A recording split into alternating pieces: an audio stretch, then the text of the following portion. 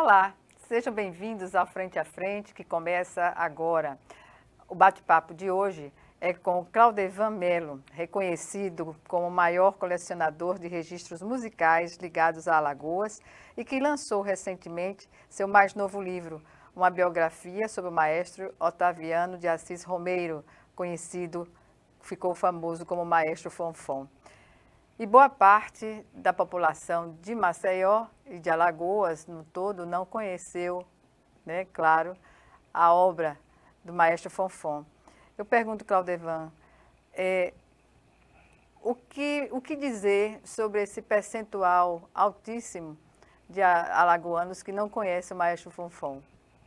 Já respondo a sua pergunta. Primeiro, quero fazer os agradecimentos do seu convite, agradecer à emissora televisiva e aos trabalhadores que estão nos bastidores técnicos para que este programa tenha um bom resultado. Obrigado a todos.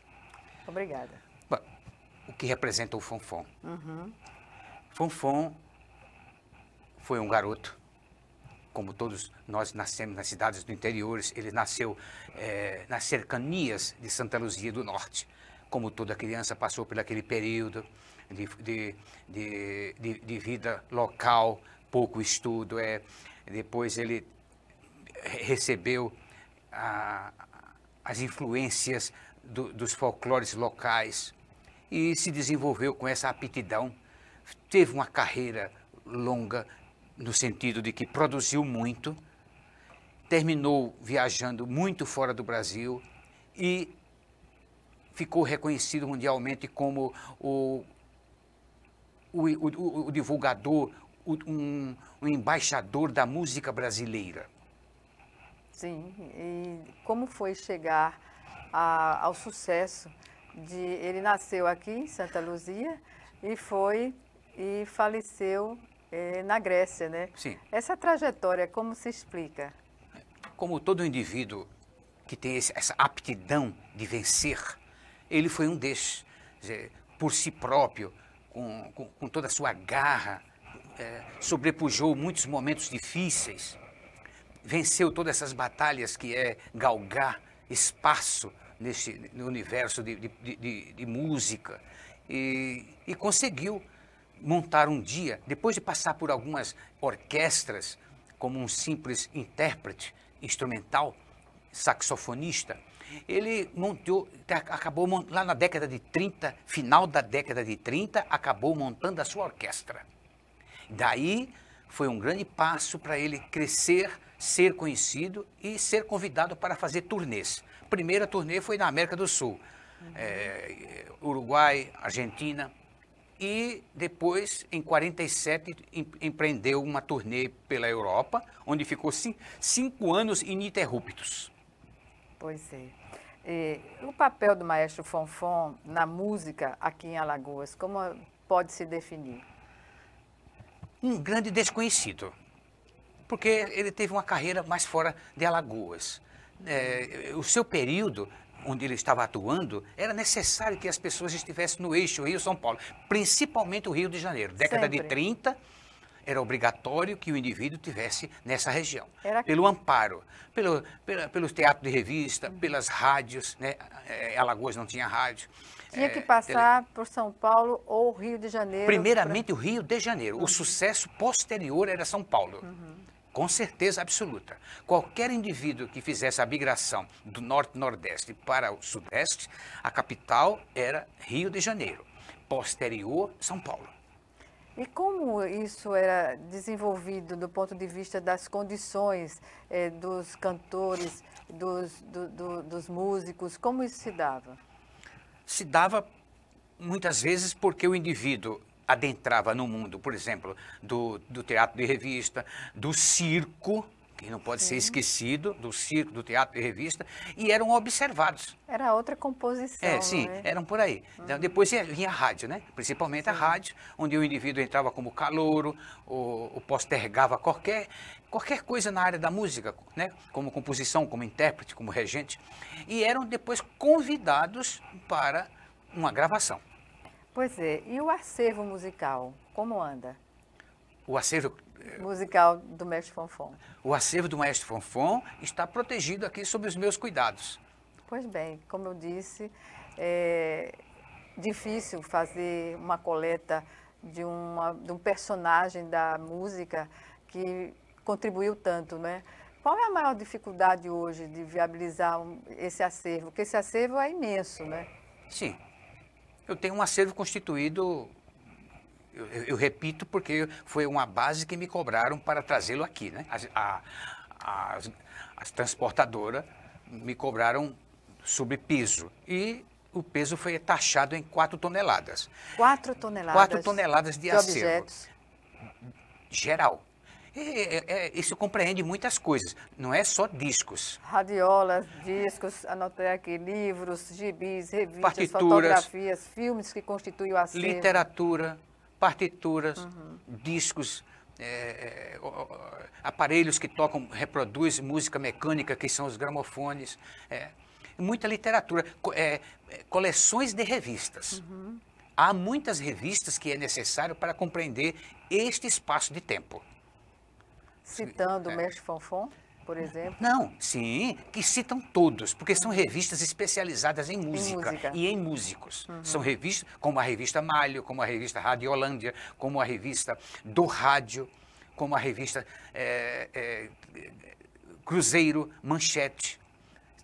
Todas elas têm sempre uma página dedicada e jornais específicos. Todo grande jornal daquela época tinha uma página dedicada à música.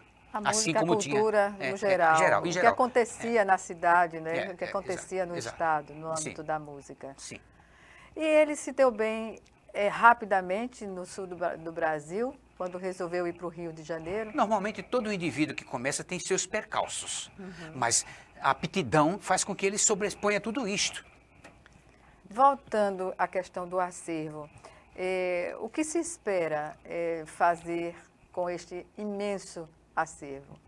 Que caia na consciência, né, dos órgãos públicos, que é o que eu espero, né, e que tomamos uma decisão, fazemos algo que isso venha a ser amparado para o futuro, porque foram 45 anos não só de pesquisa, de angariar os objetos para que componha isso, 45 anos.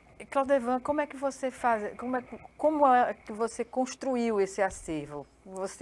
Onde você tinha informação de que tinha um objeto tal e você ia até lá, barganhava a compra, como é que isso se dava? Foi por muitos campos, muitos. Encontro de colecionadores, sebos, compras na internet. Quando apareceu a internet, quando eu comecei a colecionar, não havia internet, absoluto. Eram por telefone, contatos. Uma pessoa dizia, olha, eu tenho um acervo assim, a minha tia faleceu e mora em Goiás, e punha no jornal Primeira Mão, era um jornal específico em venda de tudo que é usado. E eu sempre utilizando o jornal, né?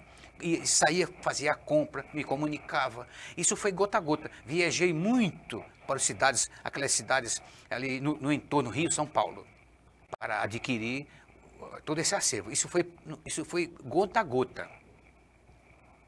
Gota a gota? Sim. Ou a conta gotas? Sim, a conta gota. Não existe isso, encontrar tudo isso de uma só vez. Agora, você vai descobrindo os nomes.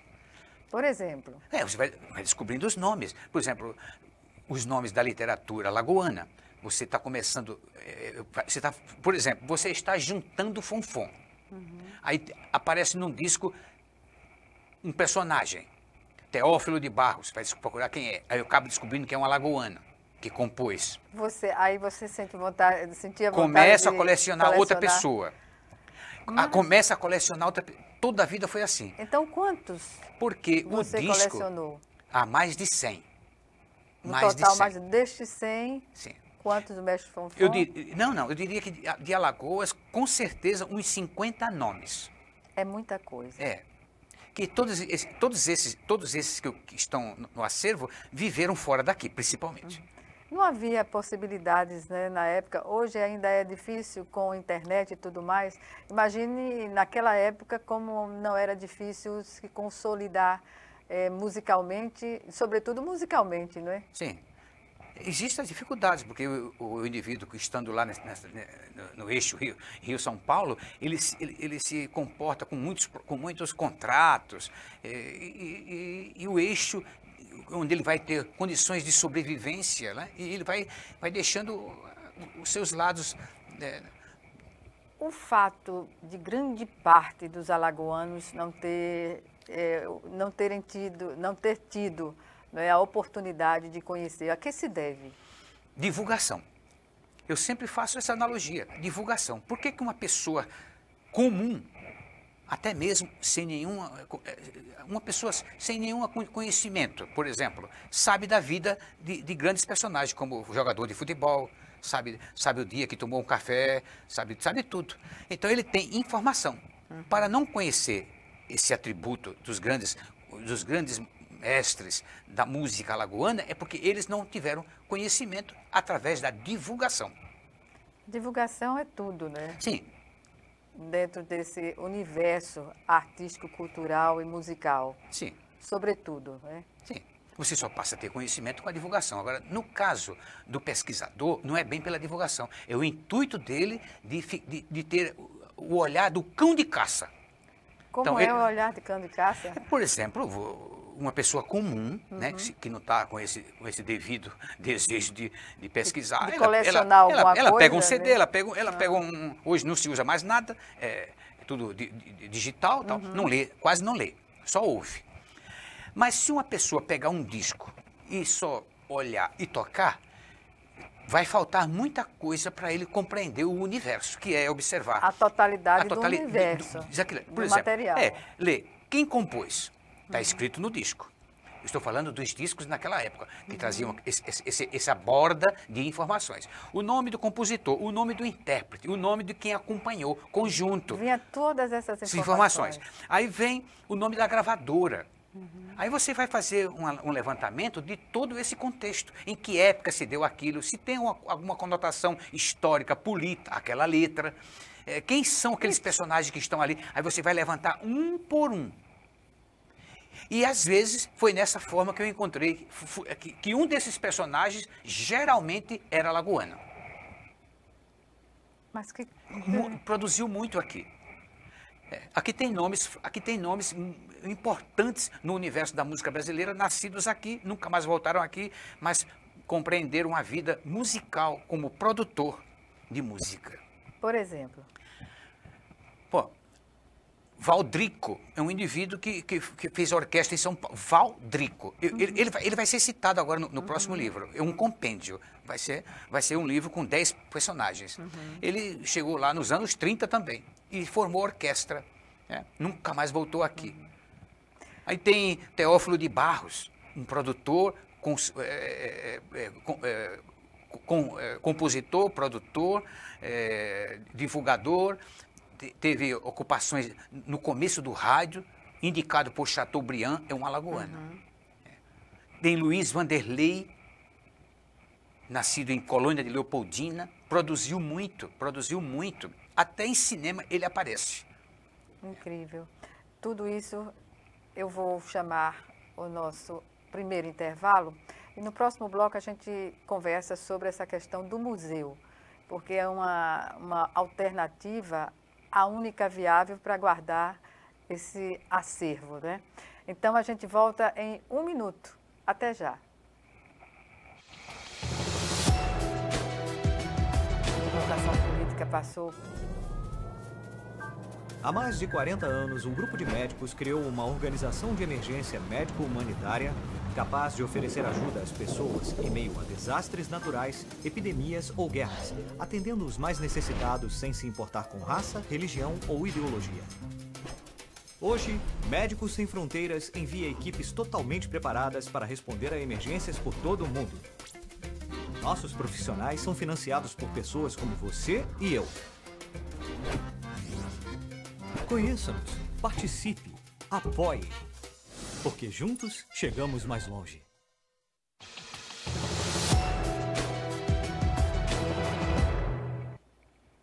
De volta com Frente a Frente, que hoje recebe o escritor alagoano Claudevan Melo.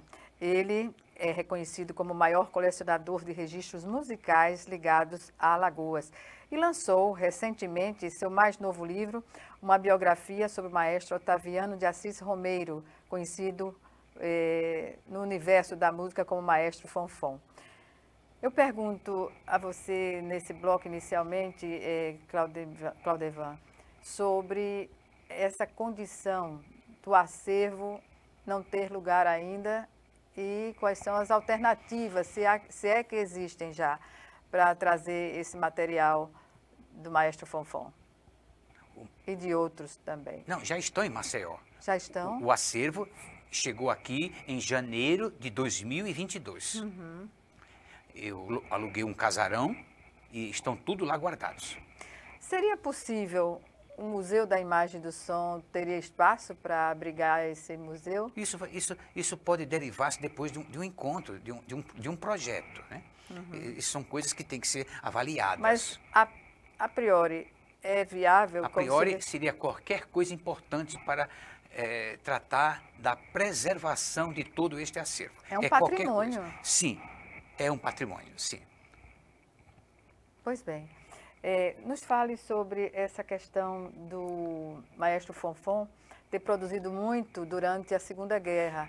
Como se dava isso? Nós, na Segunda Guerra, vivíamos um período ufanista. E o Maestro Fonfon se designou a gravar e a acompanhar intérpretes. Fonfon, eu asseguro, foi o maestro que mais gravou temas sobre a Segunda Guerra. Foi o que mais gravou. Inclusive, a canção mais importante, que é a canção do Expedicionário, está sob a sua batuta, original. Daí vem muitas outras gravações sobre a temática da guerra, que dominou, ele dominou de 43 a 45. Filmes que constituem esse espetacular acervo, Claudevan, como você destacaria? Repita a pergunta. Músicos, filmes, aliás, que constituem esse espetacular sim. acervo. Tem filmes de toda essa conotação. Por exemplo, o indivíduo produziu um filme, é alagoano, está lá. O indivíduo participou, por exemplo, Jofre Soares, eu tenho todos os filmes que Jofre Soares apareceu, de Sadi Cabral. Então, e assim subsequente, além dos filmes nacionais. 50% está em VHS, em fita. Em fita. Eu comecei a colecionar antes do digital. Eu comecei a colecionar 16 fitas de 16, depois passou para... Ela é inconsequente manter, eu tenho até algumas lá, muito estragadas, e passei a época a colecionar o VHS. Por que o mestre Fonfon é considerado um band leader importante no contexto da música? A palavra band leader quer dizer líder de banda, líder de orquestra. Naquela época, dos anos 40, existiam muitas orquestras de salão, utilizadas para bailes, músicas de salão. E esse termo é um termo recorrente das bandas de músicas americanas, os band leaders. Tradicionalmente. E ele influenciado. Ele tinha vertentes de expor uma temática brasileira e tinha também a música latina, né? Pois a música bem, latina. Latino-americana. Latino-americana. Claudevan, a importância do seu trabalho como pesquisador e memorialista da música brasileira, que incentivo você teve para fazer esse trabalho? O incentivo foi... O que despertou em você a vontade de fazer esse trabalho? Um pouco de loucura. E o mundo precisa de loucos. É um atrevimento. Mas aquela paixão. Quais são as dificuldades que você teve no início, ou não teve dificuldades sim. na busca desse acervo? A dificuldade para você constituir toda a produção de uma pessoa é difícil. É muito difícil, porque tem Vai ramificando, né? Muitas coisas que um indivíduo produz naquela época são acessíveis, mas outras vai ficando muito difícil. Por exemplo? Por exemplo, uma gravação de um tema que poucos têm, fica caro para conseguir, né? Vai para o leilão, essas coisas. O que compõe o seu acervo que você destacaria nesse contexto? O principal é a parte fonográfica, são 5.000 discos de cera, que é a história. Nós temos discos de temática de um alagoano, gravado em 1904, que é a Casa Branca da Serra, do poeta Guimarães Passos. Pois bem. Vou fazer agora uma pergunta sobre o seu trabalho, não é? Os principais desafios enfrentados nesse trabalho? Mantê-los. Sempre foi isso? Sim, Sempre manter. Em São Paulo eu tinha um galpão de 150 metros quadrados para poder, bancado com o meu trabalho, para poder manter isso e ir crescendo. Você que financiava esse trabalho? Sim, tudo foi financiado sozinho. Eu nunca tive um centavo de ajuda pública de nada para manter o acervo. Nenhum mecenas? Não, nunca apareceu.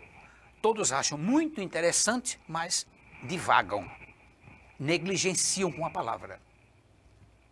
E você, nessa trajetória, nesse período, sempre tentou viabilizar a colocação desse acervo num ambiente propício, adequado? Sim, é o que eu tento, mas isso precisa. Isso precisa, mas tem custo, né? Como você considera o impacto do seu trabalho na preservação da história musical aqui alagoana? Será muito importante se ele vier a público, porque justamente vai fazer com que a sociedade conheça, né, a parte que outrora... A cultura musical. Né?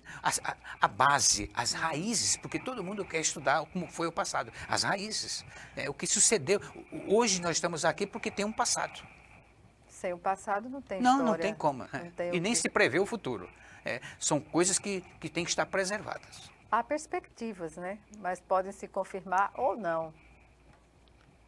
Da história que a gente tem o passado e o futuro. Sim. Pode haver, né? Súbitas mudanças, pode. A pesquisa, como você conciliava pesquisa e busca de acervo? E trabalhar. Você trabalhava? Sim. A minha vida em São Paulo foi metalúrgico. A minha academia é a metalurgia. Nas horas de folga, sábado e domingo, feriados, eu saía à busca. Tratava durante a semana, né? E no final de semana eu concretizava a busca, viagens, muitas viagens no entorno de São Paulo e Rio de Janeiro. O interior. Tratava com colecionadores do Rio de Janeiro, viajava, saía de São Paulo na sexta à noite, chegava às 6 da manhã, passava o dia de sábado, muitas vezes, isso foi muitas vezes, passava o dia tratando e voltava na mesma noite. Chegava domingo em São Paulo, segunda-feira trabalhando. Como você, era puxado o trabalho, né? Sim. Mas a sua vontade de pesquisar era maior do que qualquer dificuldade, pode se definir assim? Eu creio que seja, né? A dedicação sobrepuja qualquer dificuldade. Como você considera o papel da música na cultura de um estado como Alagoas? A semente mor. Ela é muito importante porque ela abrange vários campos, né, da cultura, a música. Você vê que a música tem um tema, a música ela tem um conteúdo de época, tem sentido. Né? Exatamente. Tem sentido histórico, sentido político. Ela abrange. Né? Como o mestre Fonfon se adequava às composições políticas da época? Como era o trabalho dele? Politicamente, ele não foi um maestro que se apresentou mesmo como a vertente política. Mas há alguns, mas não foi o seu métier, por causa do período ufanista. Sim. De levar o Brasil, sempre naquela ufania, não contra. Porque estávamos num período justamente, quando ele chegou no período de 43, até de 42 a 46, justamente, uma época que ele converteu todo o seu trabalho em benefício da vitória do Brasil. São mais de 15 discos só falando da Segunda Guerra. Acompanhamento, não ele escreveu, ele acompanhando cantores e compositores que tratavam da Segunda Guerra. O país reconhecia esse trabalho dele? De sim, que reconhecia. forma? Sim, comprando os discos. Porque para o Ele era convidado para os programas? Não existia não existia isso. Ainda era não, rádio. ainda não, era rádio. A televisão não nasceu. A televisão veio no Brasil em 51. Sim. Então, era o rádio. Sim, e no rádio? Sim, no rádio. No rádio apresentava, porque os rádios tinham auditórios, né? Sim. Lotava-se de gente. Foi e tal, nesse sentido. Nesse sentido. Então, a parte de uma orquestra é mais rádio e estúdios em fazer acompanhamentos. Qual era a relação do público com ele nessa época? Muito respeitado. Fonfon, depois que criou a sua orquestra, passou a ser um nome de respeito no meio artístico. Tanto que, você viu que eu usei como prefácio as palavras de Pascoal Carlo Magno, o diplomata, o quanto falou dele, né? O quanto elevou o seu trabalho. E como foi a receptividade dos países em que ele percorreu na Europa, chegando até depois à Grécia? Com certeza foi muito boa, porque ele foi para fazer apenas uma turnê em Paris por 3 meses e acabou ficando 5 anos. 5 anos? Em diversos países. Isso é um privilégio, né? Isso é um privilégio. Porque é uma troca de cultura. Sim. Né? 5 anos ininterruptos, sem voltar ao Brasil. Quando ele terminava em um local, havia convites para o outro. Já emendava. Sim, porque a música brasileira, ela cativava. Sempre, o samba, né? A palavra o samba. Samba canção. Todos os modos de samba, principalmente o canção, que na época estava em voga. E em São Paulo, a participação dele nesses programas se dava de uma forma constante ou não? No Rio de Janeiro. No Rio de Janeiro, Ele teve a sua vida mais no Rio de Janeiro. Se sabe que ele participou de diversas ações comunitárias, justamente no período getulista, e rádio nacional, era uma potência na época. Ele tinha tido várias ocasiões de, com a sua orquestra, ter atuações. E fazia do tipo que acontece hoje, fazer uma apresentação que não se restringia àquele dia, mas ele ficar uma temporada assim, era viável? Sim, a temporada que ele mais fazia, o que fez foi no cassino ligado ao Teatro Municipal. Do Rio. Do Rio de Janeiro. Cassino Atlântico, ele fez muitas temporadas. Pois bem.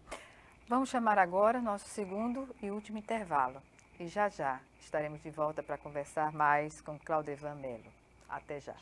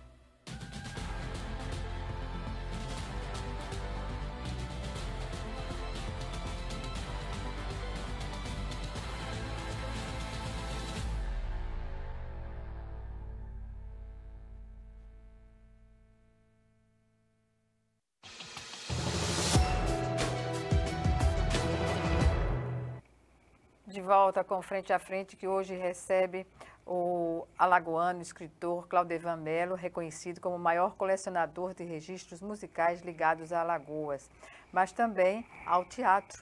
ele tem essa condição de nos falar, porque ele também é biógrafo do ator Sadi Cabral, transformado aqui em livro, o assunto, vocês estão vendo, intitulado Uma Vida, a Arte de Representar, Sadi Cabral. Que avaliação você faz desse trabalho? Como todos os outros que eu pretendo fazer primeiro no intuito da divulgação. Eu não tenho, assim, nenhuma intenção de fazê-lo de forma acadêmica, senão que propor a divulgar o nome e a sua obra. Para mim, é o passo principal. O que você destaca na obra de Sadi Cabral? O Sadi Cabral entrou na minha pesquisa por música. Pelo viés da música? Quando ele produziu até pouco. Mas ele produziu muito mais foi na arte cênica. Mas, todavia, quando eu, colecionando discos, eu vi Sadi Cabral. Disco de Vicente Celestino. Tem lá, Sadi Cabral, Quero Voltar. Quem é Sadi Cabral? Fui procurar um alagoano. Aí passei a colecionar Sadi Cabral com as parcerias de Custódio Mesquita, com gravações de Carlos Galhardo, Orlando Silva e os grandes da época. Pronto. Aí eu fui saber que ele andou no cinema. Lá vai eu procurar filmes com Sadi Cabral. E então, aí? Encontrou? Consegui vários filmes e fui juntando o que produziu em cinema, filme, televisão, que foram as novelas. Juntando tudo isso, comecei a montar um projeto de um dia, juntar tudo isso e descrever. O acervo que se tem desse material, o que dizer? Não entendi. O acervo que você tem desse material. O acervo que eu tenho sobre de Sadi Cabral. De informações então, a gente vai buscando justamente quando pega, por exemplo, pega na revista, uma revista vem à sua mão, você folheia e vai numerando aqueles nomes que você está achando interessante, as ligações dos nomes. Por exemplo, o nome de Vicente Celestino ligado a um Sadi Cabral desconhecido para mim até então. Essas ligações é que vai despertando o interesse da busca e da pesquisa e angariar. São muitas as citações do Sadi Cabral aqui, apresentações. Qual era a relação dele com a classe artística na época? O Sadi Cabral, para que vocês que estão nos vendo, Sadi Cabral nasceu em Maceió em 1906. Quando ele tinha 10 anos de idade, perdeu seu pai e a sua mãe o levou para um tio que vivia em Niterói. O tio, por sorte, gostava de arte, de teatro. Levou ele pequeno para assistir peças infantis. E numa dessas peças, As Duas Órfãs, ele gostou muito, ele garoto, se interessou muito por aquilo. Foi o despertar de um garoto, foi a primeira peça que ele assistiu. Em 1923, para encurtar, ele já estava no tablado, 1923. Então, a produção de Sadi Cabral é mais no tablado. 1923, ele estava produzindo. Então, ele foi um ator de longa data, depois passou para o cinema, tem vários filmes, e depois para a televisão. No teatro, no rádio e na TV também, né? Telenovela, cinema e teatro. E andou na música como compositor letrista. O que é que você diria de ele é participante dessas condições artísticas? O que mais o valorizou? O tablado. Ele foi um ator que dava amparo. Ele não foi um ator nem de cinema, nem de televisão e nem de teatro galã, que portasse como um galã, mas ele era o suporte. Muitas veteranas diziam que ele era um indivíduo que dava a pausa, o Rio, 40 graus. Cinema. Cinema, exatamente.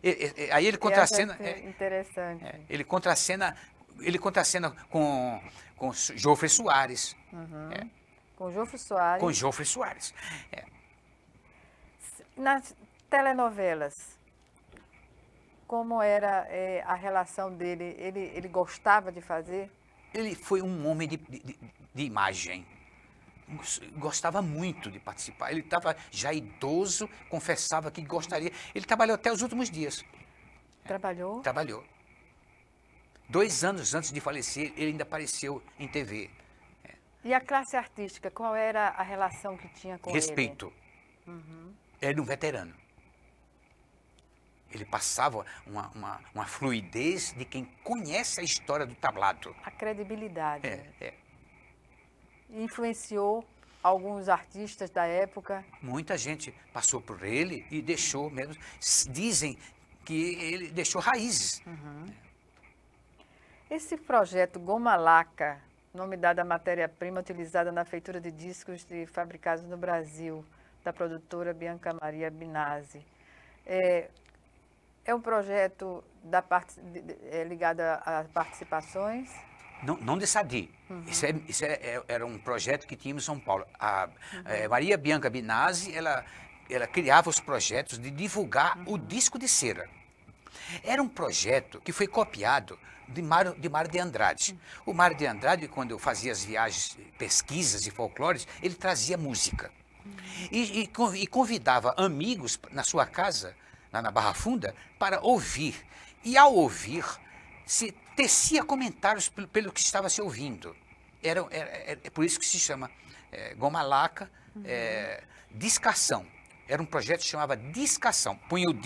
Isso aconteceu várias vezes. Punha o disco, as pessoas ouvem e discorrem o que entendeu sobre aquilo ali. É como na poesia, né? Sim. Os saraus. Declama e interpreta. Ele fazia com... E fazia análises. Análises, é isso aí.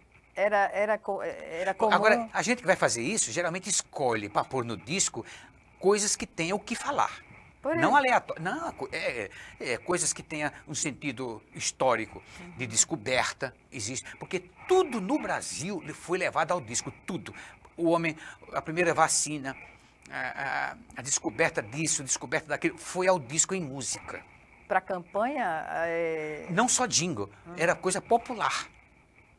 Sim, até no carnaval, as bandinhas do carnaval no Rio de Janeiro, tem essa tradição até hoje. Exato. Então a gente escolhe coisas, letras, que tenha depois o que discorrer sobre ela. Não é aleatoriamente. Para não ficar no vazio, né? Não tem vazio. Por exemplo, eu vou apresentar, por exemplo, um Peter Pan, um Eco Tavares, uma discação sobre Eco Tavares. Eu escolho coisas que tenham temática. Essa exposição, o tango Gardel na Argentina e no Brasil, Clube Holmes, Avenida Paulista, Confraria do Tango. Também colecionei o tango argentino, porque no Brasil o tango também nasceu na década de 20. O tango brasileiro é um tango vindo do machixe. Então, também me interessou. Aí eu fiz uma exposição sobre Gardel. Além de colher os dados, você ainda promovia eventos? Ele ainda promovia eventos?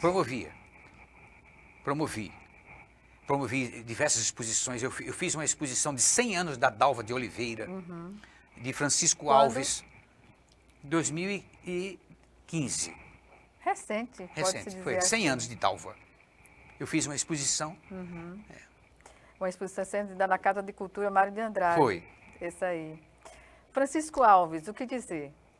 Foi o primeiro passo meu, foi através de Francisco Alves. Como? Alguém pondo música para falar, rádio, eu escutava um programa, Rádio Marconi, que não existe mais, às 8 da noite, e eu via constantemente o indivíduo divulgar Francisco Alves como o rei da voz, e aquilo foi me interessando. Pois é. Ao ponto de eu colecionar tudo dele, virar um fã. Você se apaixonou pelo Francisco Alves, musicalmente falando. Sim, sim.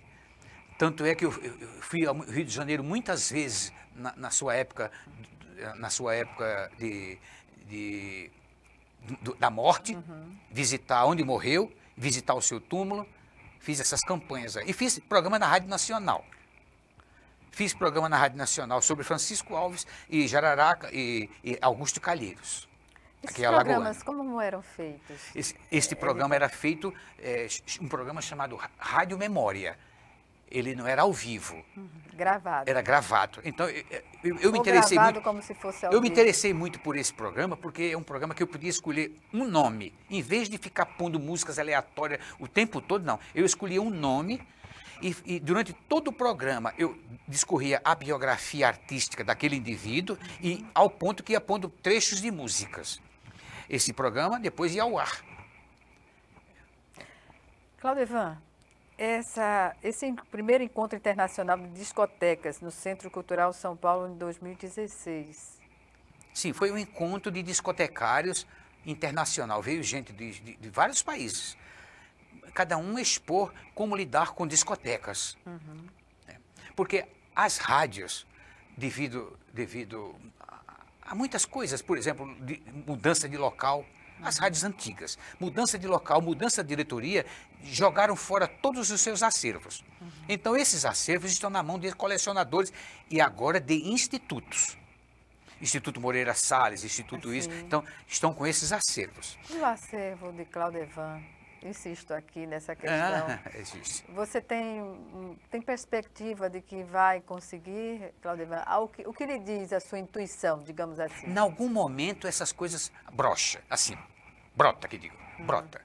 A gente vai lutando e a semente vai crescendo. Eu vou voltar aqui ao Centro de Formação e Pesquisa SESC, Cantos Populares do Brasil, uma releitura do canto de Elsie Houston. Elsie Houston foi uma cantora de pais americanos, nascida no Rio de Janeiro. E ela está aí contida na capa, na orelha, na orelha do livro, porque ela gravou músicas, canções de Ekel Tavares na França. Quando ela esteve na França, ela gravou discos franceses com músicas do Ekel Tavares, o alagoano. Pois é. Aí eu me interessei muito grande.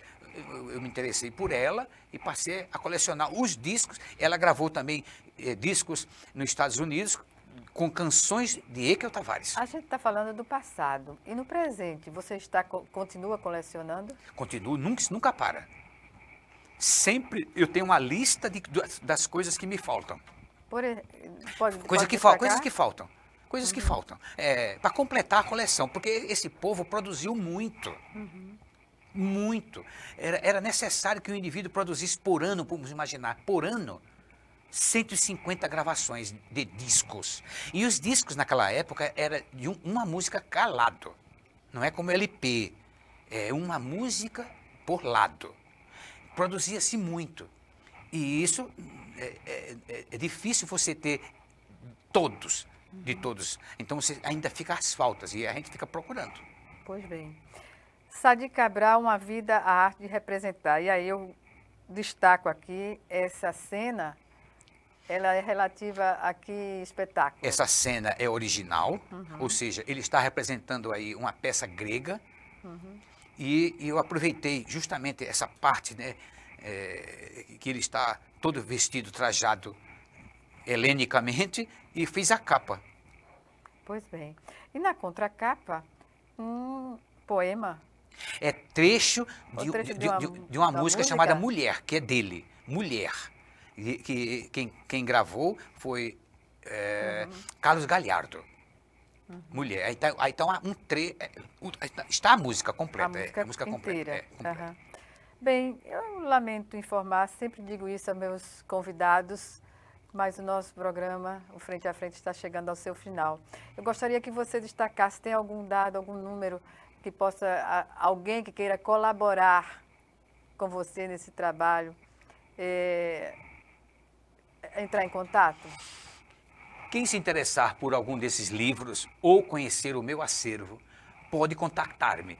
O meu telefone é 11, código 11, 99266-8143. Estou à disposição. Full time? Ou tem horários específicos? Pode fazer o contato a hora que quiser. Muito bem. Eu agradeço mais uma vez a sua participação aqui no Frente a Frente e desejo boa sorte nessa tarefa tão significativa de resgate da nossa arte, da nossa música. Enfim, obrigada por essa oportunidade e algumas considerações. Eu fico muito agradecido por essa oportunidade. Espero que nós tenhamos plantado e regado a semente. Certamente. Então. Obrigada Igualmente, mais uma vez. igualmente. Obrigada a você também que nos assiste. Até o nosso próximo programa. Até lá.